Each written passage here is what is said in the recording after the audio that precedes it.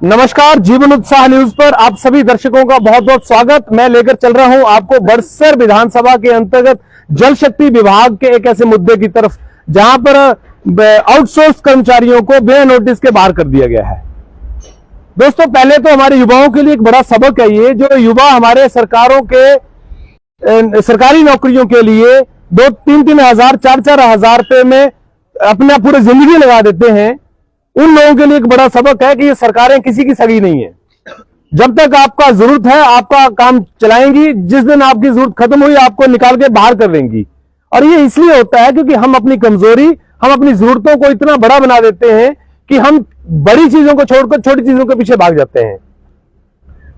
और जिस तरह से पिछले वर्षों में सरकार ने आउटसोर्स कर्मचारियों की भर्तियां की या मल्टीटास्क वर्कर की भर्तियां की, ये सब एक तरफ से खिलवाड़ है हमारे युवाओं के साथ में। अगर आपके पास रोजगार देने का कोई तरीका नहीं है तो आप हमारे बच्चों को गुमराह क्यों कर रहे हैं। आज ये युवा यहां पर देखिए खड़े हो गए कपड़े उतारकर, नंगे पांव। आज ये सड़क पर प्रदर्शन करने खड़े हो गए और आईपीएस विभाग, जल शक्ति विभाग बड़सर से पूछना चाहते हैं कि बताइए, पिछले 5 सालों से, 6 सालों से, 8 सालों से, 10 सालों से हम लोग कार्य कर रहे हैं। आज हम लोग दायरन क्यों खड़े हैं यहाँ पर? हम लोग क्यों यहाँ पर इस तरह से खड़े हैं कि हमें सड़कों पे उतरकर अपना हक मांगना पड़ रहा है? मैं लेकर चल रहा हूं लाइव स्ट्रीम को, आप पहले शेयर कीजिए। और साथ में मैं आपको बताना चाहूंगा कि केवल यही नहीं, मैं आपको और भी मुद्दे बताऊंगा। जैसे बाबा बालकनाथ ट्रस्ट है, वहां पर भी 25-30-40 सालों से लोग जॉब कर रहे हैं। वो आज भी बेचारे उसी तरह से बेरोजगार है। एक तरफ से उनको कोई भी सहारा नहीं है जिंदगी में कि उनकी जिंदगी सिक्योर्ड हो जाए। तो चलिए पहले इनसे बात करते हैं, रक्षण साहब के पास लेकर चलेंगे आपको, उनसे पूछेंगे क्या कारण है इन युवाओं को बाहर करने का। और सबसे बड़ी बात है, ये युवा हमेशा बताते हैं, अभी आरोप भी लगा रहे थे कि हमसे एक खाली एफिडेविट पे साइन करवा कर रख लिए जाते हैं। पहले हमें सरकार ने एक तरफ से निकाला, फिर उसके बाद ठेकेदारों के पास दे दिया। ये चूहा बिल्ली का जो खेल है युवाओं के साथ में, इसकी वजह से आज हमारे युवा सड़कों पर उतरकर सरकार के विरुद्ध कपड़े उतारकर प्रदर्शन करने के लिए मजबूर हो गए। तो चलिए पहले इनसे बात करते हैं, उसके बाद हम लेकर चलेंगे आपको जल शक्ति विभाग के एग्जीक्यूटिव इंजीनियर साहब से। उनसे पूछेंगे कि क्या वजह रही, क्यों इन बच्चों को निकाला है, क्यों इनकी जिंदगी के पिछले 5, 7, 8 सालों की मेहनत जो खराब हो गई है, क्या ऐसी पॉलिसी सरकार लाई? आप में से कौन बोलना चाहेंगे? पहले अपना नाम बताएं और बताएं क्या विषय है आपका, किस तरह से आज आप यहाँ पर सड़क पे खड़े हैं? मेरा नाम अनिल कुमार है और मैं पिछले 12 साल से आउटसोर्स के माध्यम से कार्य कर रहा हूँ। पहले 8 साल जो पहले के 8 साल थे उसमें ठेकेदारों की तरफ से हमें 5,000 रुपया दिया जाता था। और उसके बाद जब कंपनी के अंडर आए तो उन्होंने हमें 3,000 रुपया, 3,000 और जो पैरा पंप ऑपरेटर हैं उनको 4,000 रुपया दिया जाए। इससे ज्यादा सैलरी नहीं बढ़ाई गई और 3-3 साल हमें कंपनी के अंडर हो गए। उसके बाद हमें बाहर निकाल दिए और अभी भी 5 महीनों की सैलरी बची है।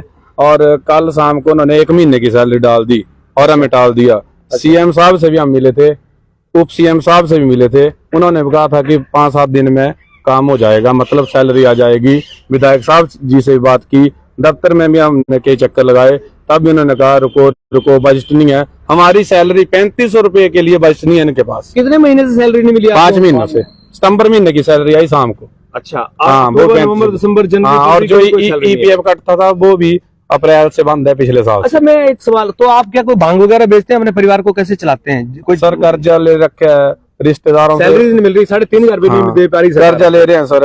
अब पिछले 1 महीने से बाहर, मतलब 1 फरवरी को हमें फोन आया कि आप ड्यूटी पे नहीं आना। अच्छा, जब आप लोगों को रखा गया था, हाँ जी, जब आप अपॉइंट हुए थे, तब क्या बातें आपसे हुई थी? क्या बोला गया था आपको? सर कुछ नहीं बोला गया था, हमें यह कहा गया था कि आप कंपनी के अंडर रखे जा रहे हो। उस टाइम हमारी 5.5 थी पहले, कंपनी के अंडर रख के उन्होंने 3500 रुपया देना शुरू किया और कहा कि हमने 1 साल के अंदर अंदर पॉलिसी में लाना है। और एक बार न्यूज भी लगी थी। ये कंपनी कौन सी है? Shimla clean veg.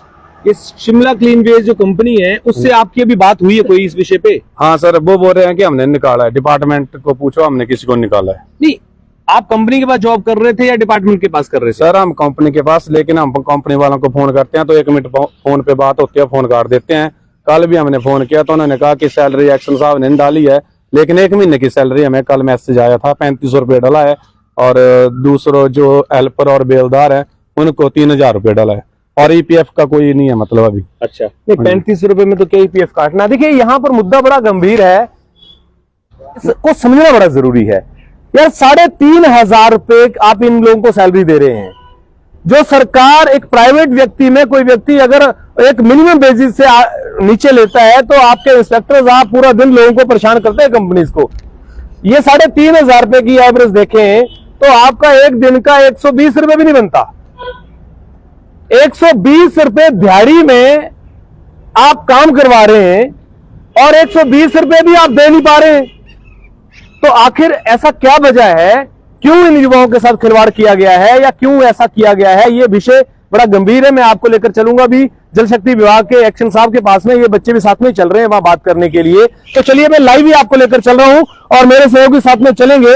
हम एक्शन साहब से इस विषय पर पूरी टिप्पणी करेंगे, पूरी बात करेंगे और पूरी बात को करते हुए समझेंगे उनसे कि आखिर उनका क्या वर्जन है इसको लेकर। हमारे जो युवा हैं वो क्यों बेरोजगार हुए हैं और क्यों इनके साथ इस तरह का काम किया गया है ताकि ये सड़कों पर उतरकर आज प्रदर्शन करने के लिए नंगे पांव और कपड़े उतारकर मजबूर हो गए हैं।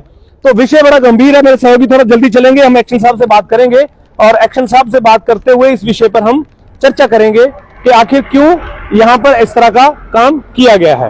तो आइए मैं लेकर चलता हूं आपको एग्जीक्यूटिव इंजीनियर जल शक्ति विभाग बड़सर, ये इनका जो कार्यालय है मेरे सहयोगी दिखाएंगे और इस कार्यालय को मैं अभी आपके बीच में लाइव लेकर चल रहा हूं। इन युवाओं की क्या समस्या है एक्शन साहब से बात करेंगे, क्योंकि जल शक्ति विभाग में अगर इन बच्चों को रखा गया था तो उसके निकालने के पीछे जो वजह है वो भी साफ होनी चाहिए ताकि हम एटलीस्ट इन युवाओं की बात को समाज तक, सरकार तक पहुंचा सकें कि आखिर इन युवाओं का क्या अपराध है। पिछले 4 सालों से, 5 वर्षों से, 6 वर्षों से ये युवा यहाँ पर जॉब कर रहे थे, ये युवा यहाँ पर सरकार को सेवाएं दे रहे थे, लोगों को सेवाएं दे रहे थे।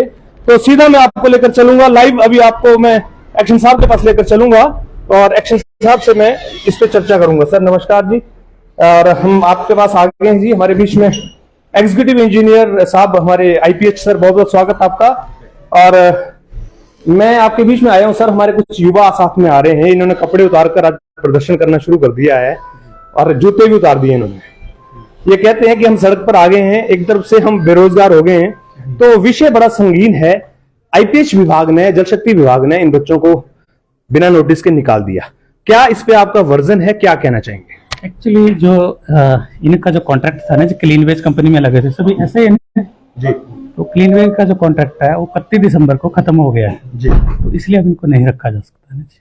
तो ये जो आउटसोर्स पॉलिसी है या जिनको भी रखा गया था, जी। क्या पूरे युवाओं के साथ इसी तरह का खेल चलता रहेगा? जल शक्ति विभाग में क्यों रखे जाते हैं अगर इस तरह से रखने लोग? क्लीन वेज कंपनी थी ना जी, उसका कॉन्ट्रैक्ट खत्म हो गया, सरकार कोई और कंपनी है अब जो रिकॉल करेगी, टेंडर वगैरह करेगी, उसके बाद भी हो पाएगा। तो उसमें इन लोगों को फिर वापस मौका नहीं, वरीयता तो इनको दी जाएगी, बिल्कुल जो लगे हुए हैं पहले से, तो वरीयता तो दी जाएगी। टेंडर कॉल होंगे क्योंकि अभी आपके जो पंप हैं ये तो ऑपरेट करने पड़ेंगे। ये तो गवर्नमेंट लेवल से होगा ना। नहीं एक्शन साहब, जैसे आप देखिए, आप तो जाके पंप खोलेंगे नहीं जाकर, आप तो पानी चालू करेंगे नहीं, बिल्कुल पानी जेई तो चालू करेंगे नहीं, पानी चालू करने के लिए तो लोग ही चाहिए।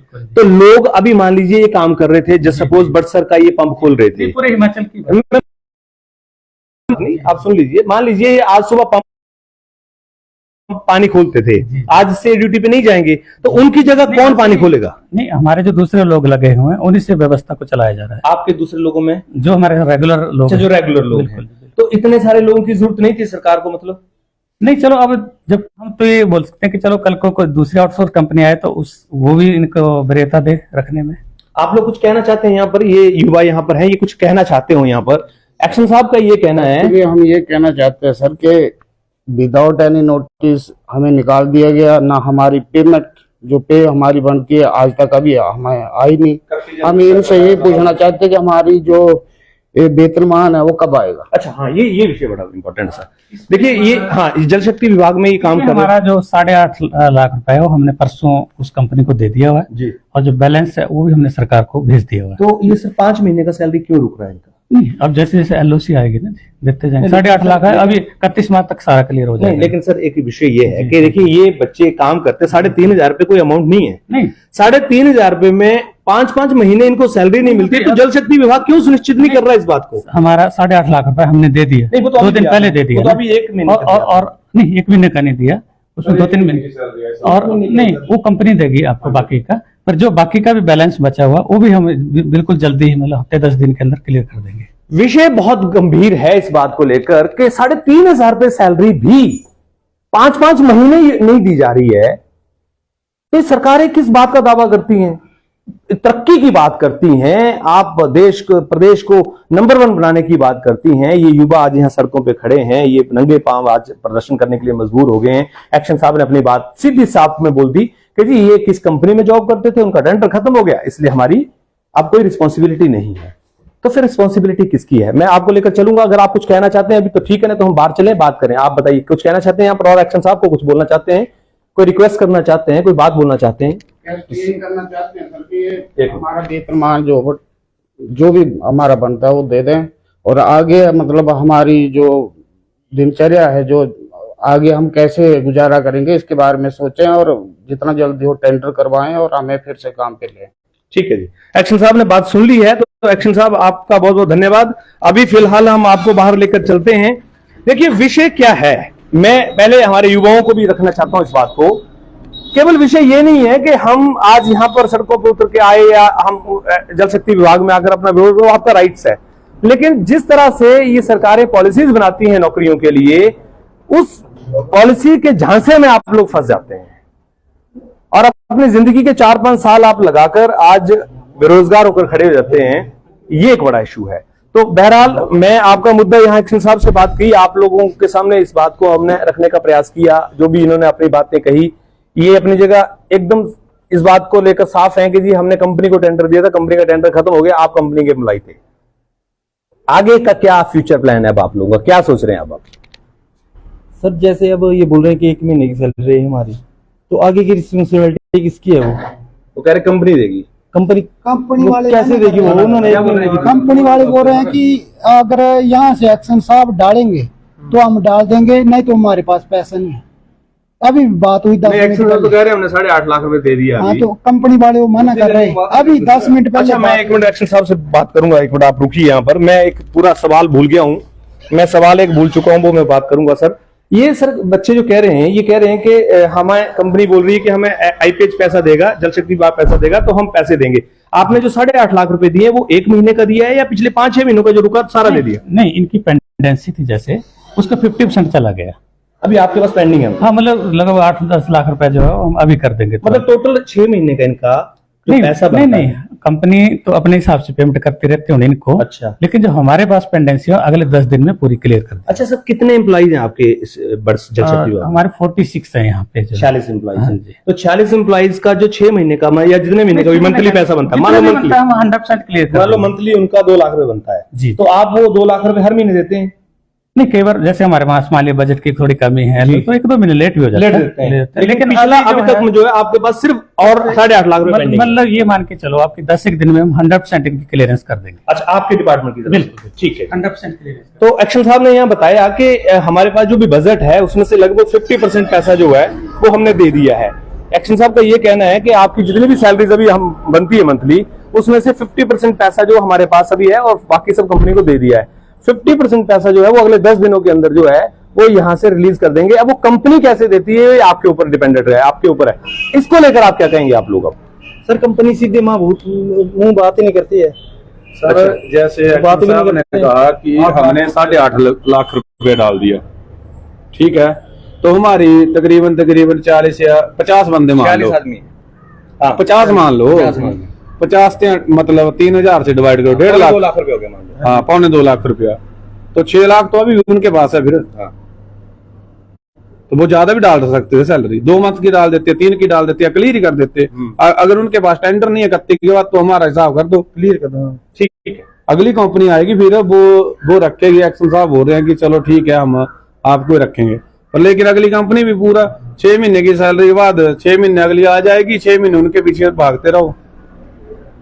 ये विषय जो है वो हमारी जो प्रदेश सरकार है और मुख्यमंत्री श्री सुखविंदर सिंह सुक्खू जी और जल शक्ति मंत्री अभी हमारे उप मुख्यमंत्री जी हैं, उनको इस बात को ध्यान रख कर देना चाहिए कि हर महीने का जो बजट है और जो युवाओं को सैलरी दी जाती है, मैं बरसर की बात कर रहा हूं, अभी मैं तो हालांकि पूरे हिमाचल में आउटसोर्स को निकाला गया है, लेकिन अगर बरसर के युवाओं की भी बात करें तो अगर मान लीजिए कंपनियां समय पे इनको पैसा नहीं देती हैं तो ये तो कहीं ना कहीं सरकार की गलती है, क्योंकि सरकार को कंपनी के साथ में इस तरह के टर्म्स सेट करने चाहिए कि हमारे जो लोग काम कर रहे हैं, हालांकि कर क्या रहे हैं, मजदूरी कर रहे हैं 3,500 रुपए में, तो आजकल घर में बर्तन साफ करने वाले ले जाते हैं, गाड़ी साफ करने वाला ले जाता है 3,000 रुपए। अब ये पूरा दिन वर्किंग करते हैं, अपने पूरे आसपास के लोगों को सप्लाईज देते हैं, पंप को भी ऑपरेट करते हैं, तो इनको अगर 3,500 रुपए भी समय पे नहीं मिल रहा है तो फिर कैसे इनके परिवार चलेंगे, कैसे अपने घर परिवार चलाएंगे, कैसे अपने बच्चों को पढ़ाएंगे, कैसे अपने जिंदगी की जो जरूरतें उनको पूरा करेंगे। तो इस विषय को लेकर सरकार को बहुत संज्ञान लेना पड़ेगा। आप बड़ी बड़ी बातें करके जो एक सिर्फ माहौल बनाने का प्रयास करते हैं, वो कहीं भी सरकार का कोई मोटिव नहीं होना चाहिए। मोटिव ये होना चाहिए कि जो लोग काम कर रहे हैं उनको समय पे सैलरीज मिले, और इनके भविष्य की भी कहीं ना कहीं आपको चिंता होनी चाहिए कि अगर 3-4 साल 5 साल कोई बच्चा एक जगह देता है तो उसके अपनी जिंदगी की एक बहुमूल्य समय को वहां पर डिवोट कर देता है। ऐसे में अगर उसको समय पे पैसा नहीं मिले और उसको धक्के खाने पड़े, नंगे पैर घूमकर, बनियानों में घूमकर सड़कों पे अधिकारियों के पास आना पड़े, तो ये बड़े ही दुख की बात है हमारे समाज के लिए, हमारे युवाओं के लिए। बहरहाल जीवन सा न्यूज के साथ आप बने रहे, इसके लिए आपका धन्यवाद। इस लाइव स्ट्रीम को शेयर जरूर कीजिए और सोचिए इस विषय पर कि आज हम अपने बच्चों को क्यों एंटरप्रेन्योर बनाने के लिए ना तैयार करें, क्यों एक नौकरी के चक्कर में हम अपने बच्चों को उलझाए रखें, क्यों उनको मोटिवेट करें कि आप सरकारी नौकरी की तरफ बढ़ो। सरकारी नौकरियां सबको नहीं मिल सकती, और जो कैपेबल लोग हैं, जो मेहनती लोग हैं, जो कुछ कर गुजरने की हिम्मत रखते हैं, वो ढूंढते नहीं है, वो देते हैं। वो नौकरी मांगने वाले नहीं, देने वाले बनते हैं, और सरकारें भी आज इसको लेकर काम कर रही हैं। तो थैंक यू वेरी मच, आप सभी का बहुत बहुत धन्यवाद।